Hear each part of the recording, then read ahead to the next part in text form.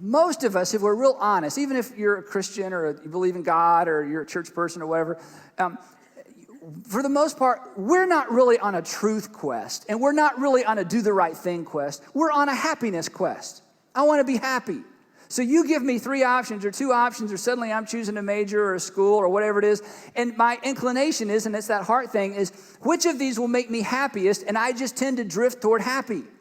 And then I send my brain, again, go find me some reasons to support Happy Quest because I want to be happy. And the problem, as you know, is what makes me happy today makes me unhappy tomorrow. So I just chase these things, and every time I reverse directions, I have reasons for it. I mean, just to be bottom line, people get married and divorced for the same reason.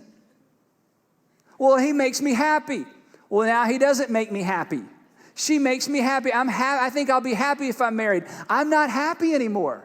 People start and stop smoking for basically the same reason. I like the way it makes me feel. I don't like the way it makes me feel. I like the way it makes me feel. It's crazy because we're on happiness quest. Our heart gets latched onto an option. We start coming up with reasons, lie to ourselves, and boom, there we go down in the wrong direction and buy things we don't need and don't do the things we should do. And it's absolutely crazy. And we really just have ourselves to blame. And it's because we don't ask this question and really ask this question. Am I being completely honest with myself? Am I being completely honest with myself? Another way of asking it is this. Why am I doing this? You have to pause. Why am I doing this? Really? Why am I doing this? Really? What's the real reason I'm doing this? And the reason we don't ask this question, it is a very, very, very convicting, uncomfortable question. There are times we don't even really want to know why we do the things we do. But if you want to make the right decision, and if you want to look back on a defining moment in your life and go, whoa, I'm so relieved that's what I opted for when it came to that house, when it came to that purchase, staying put, getting in and out of a relationship, buying whatever it might be, you've got to begin with asking yourself this question. Am I being completely honest with myself? Now, there's another thing that makes this really difficult as well. The other thing is, and don't get up and leave till I finish, there's something kind of wrong with you, okay? There is. There's something wrong with you, and you don't have any control over it. And let me explain what I mean by that. And I have to do that. I'm going to look at a verse. In fact, if you have a Bible and want to follow along, we're just looking at one verse, so there won't be much following along. It's just one verse. Jeremiah chapter 17, verse 9. Jeremiah 17:9, if you want to find it. Jeremiah is kind of in the middle of the Bible. Let me kind of set this up for you. This is interesting. Jeremiah was a prophet, not a bullfrog. Jeremiah was a prophet. It might have been a bullfrog as well. Jeremiah was a prophet, and he was a prophet around 600 BC, 585. He was a prophet actually for 40 years to Judah, and the kingdom of Israel had split, and he was a prophet in the southern kingdom where Jerusalem was. And he was a prophet during a time, and this is so important, when God was judging the nation of Israel. God had a contract with Israel. God said, if you behave, if you obey, if you'll keep my law, then I'll bless you. And if you abandon me and worship pagan foreign gods, I'm going to abandon you and just kind of watch you spin in the wind until you come back to me. So this was a time when Israel and Judah specifically had abandoned Yahweh worship, or worshiping the one true living God. So they were being judged. So here's the story. Around 605 BC, Nebuchadnezzar, who was the king or the emperor of Babylon, came through and went to Egypt and conquered Egypt and basically destroyed the Egyptian army. And on his way home, he stopped in Palestine, or Israel, and conquered Palestine and Judah and Israel. He conquered that whole area and essentially said, okay, I'm your new Lord and master, and from now on, you send your taxes and your wealth to me. And then he picked a guy named Jehoiakim, and he said, Jehoiakim, you're going to get to be the king of Judah, but you're working for me. Okay, so don't start thinking you're like a real king. You're a vassal king. You're like a servant king. And then Nebuchadnezzar went home back to Babylon and left Jehoiakim in charge of Judah. Well, Jeremiah, the prophet, went to Jehoiakim and said, now look, the reason that we are under Nebuchadnezzar's thumb is because God's judging the nation, and we just need to go with that. Just send him his taxes, send him his money. Don't get any ideas. You're not really a real king. You're just kind of a pretend king, and that's okay. The main issue is not who the king is. The main issue, who are we going to worship? The issue is, who are we going to worship? Are we going to keep worshiping these pagan gods, or are we going to worship the real God? So Jeremiah is trying to get the nation to turn back to God. Meanwhile, Jehoiakim's thinking like, I'm the king, and I don't want to send taxes and money to Nebuchadnezzar over there in Babylon. So he decides to raise an army, and he's going to fight Babylon and free his nation from, Babylonian tyranny.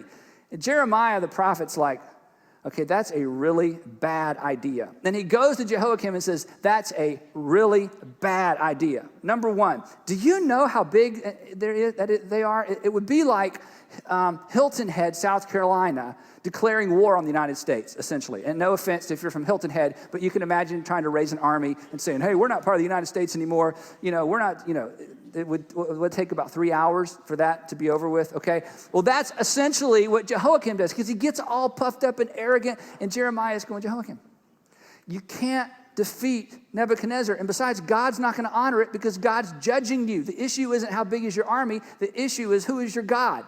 Jehoiakim doesn't listen to Jeremiah, launches this attack. There's a big battle, not actually a pretty small, short battle, and Nebuchadnezzar comes in and squashes Judah once again, throws Jehoiakim out, and he puts in a new king named Zedekiah. And he says, okay, Zedekiah, don't make the same mistake as your predecessor, okay? I'm making you king, but you're not a real king. You're kind of a fake king, because I'm the king. I'm Nebuchadnezzar. You send me the taxes, send me a percentage of all the crops, behave yourself, and I'll let you pretend like you're a king. And then Nebuchadnezzar goes home. A few years go by. Zedekiah goes, you know what? I'm going to make a truce with Egypt. And together with Egypt, we're going to conquer Nebuchadnezzar and send him running. And Jeremiah goes to see Zedekiah and says, okay, Zedekiah, look, that's a bad idea. It's a bad idea because God is judging Judah. You can't win because God's not for you. God is for Nebuchadnezzar. He's using Nebuchadnezzar to get the people's attention. The issue isn't who's got the biggest army. The issue is, who are you going to worship? And Zedekiah says, get rid of this guy. Eventually, Jeremiah won't shut up, by the way. He has Jeremiah put in a well. And in this well, Jeremiah continues to prophesy, which I think is a pretty interesting picture if you think about that. You're walking by and you hear this voice, repent, repent. And where's it coming from? Oh, it's in a well. It's a talking well. Anyway, and then poor Jeremiah, he gets kidnapped. I mean, his life is just horrible because the prophet always had bad news. Anyway, Zedekiah's like, I'm not going to listen to Jeremiah. And so he puts Jeremiah in jail, launches this, he raises an army, decides he's going to throw off, Babylonian rule. And guess what Nebuchadnezzar does? Exactly what Jeremiah said he would. Sends his army down, squashes Zedekiah, pokes out his eyes, kills his family before he takes his eyes out, puts him in chains, and hauls him off to Babylon to be kind of something to show off to all the other people in the kingdom, to show how powerful Nebuchadnezzar is. Now, interesting story. You should read the Bible. It's all in there. Now, during that time, Jeremiah is watching these kings make these terrible decisions. I mean, it's like, hello, a fifth grader would know that you don't want to raise an army against Babylon. They just defeated Egypt. I mean, there is no way you're going to win. And time after time, the king said, get out of here, Jeremiah. We don't care what you say. We're going to worship whatever God we want to, and we're going to be the big shots. And again, it didn't work. And during that time, Jeremiah, he writes the whole book of Jeremiah, essentially. But in the book, he makes a statement that describes something that's true of you and true of me, just as it was true of Jehoiakim and Zedekiah. And he makes this overarching statement about the human heart and why it can't be trusted. Here's what he says. Jeremiah 17, verse 9. The heart is deceitful above all things and beyond cure.